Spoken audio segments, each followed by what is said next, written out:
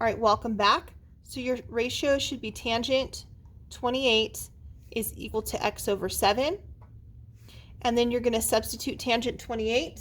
Tangent 28 is 0.5317.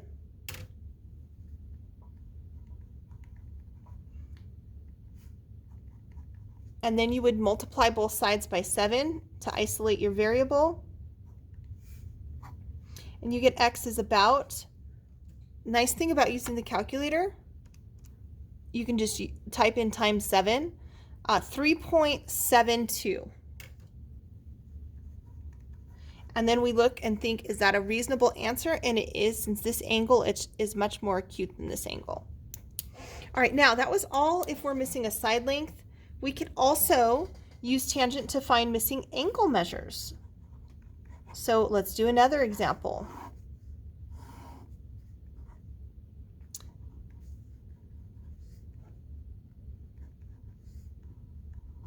All right.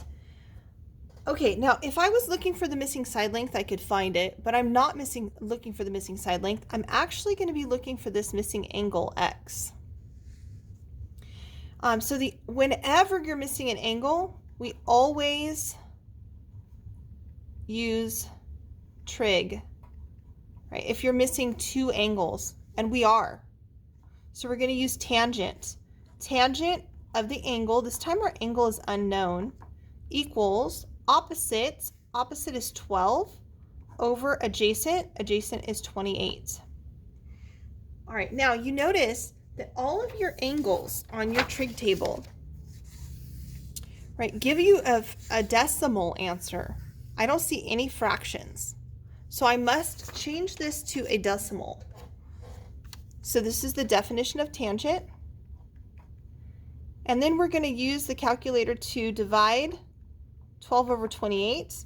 12 divided by 28 is 0.4287. And we're going to write tan x is about 0.42857. And now we don't know the angle that we need, right? I don't know what angle it is, but I know that I should get 0.42857.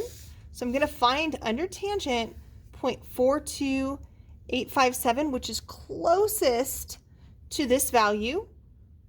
So it must be about 23 degrees. So x is about 23 degrees.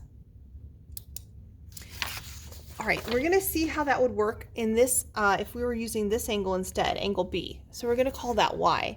We're going to repeat this. Now remember, there's 180 degrees in the triangle. So if this is 23 degrees, then this angle should be 180 minus 90, which is 90, minus 23, which is 67 degrees. So let's see if that's what we get. All right, so tangent y equals opposite would be 28 over adjacent is 12. Then we're going to use our calculator. 28 divided by 12 is 2.3 repeating. So tangent y is about 2.333 repeating. We're going to look at our table. Under tangent, we're looking for 2.3. I don't see it yet. 2.33 repeating. It's closest to this value. Amazing, it's 67 degrees. So y is about 67 degrees. All right, now that function on your calculator is actually called the inverse, right? When we know the angle, we're working forward, that's the regular tangent function. When we're working backward, remember working backward is also called the inverse function. Do you see the little tangent -1? You're using second tangent, and then you type in the value you want, like 2.33 repeating. And you can even just put in the actual fraction here, which was 28 over 12. And it's 66.8. 66.8 to the nearest degree would be 67 degrees. You can see the same thing here. I'll show you again. Tangent inverse of 12 over 28 and you get 23.19, which is about 23 degrees. All right, I'm going to give you guys a U try. So you're going to try to find the missing angle.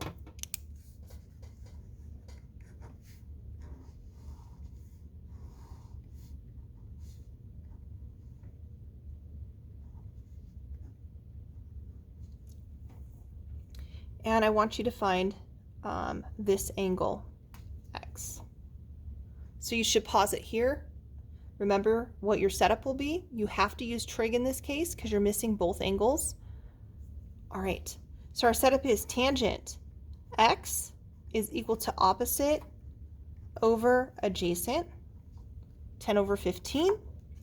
We're gonna do 10 over 15 in the calculator. 10 over 15 is 0.6666 repeating. If we use the table in tangent, we're looking for 0.6667, which it's closer to 34 degrees right here at 34 degrees. So our answer is that X is 34 degrees. If we use the calculator, we would do tan inverse again because we're looking for the angle, and it's 10 over 15, which is 33.7 degrees, closest to 34 degrees. All right, guys, this has been everything on the tangent ratio. I hope that you play it back if you need to, and have a great evening.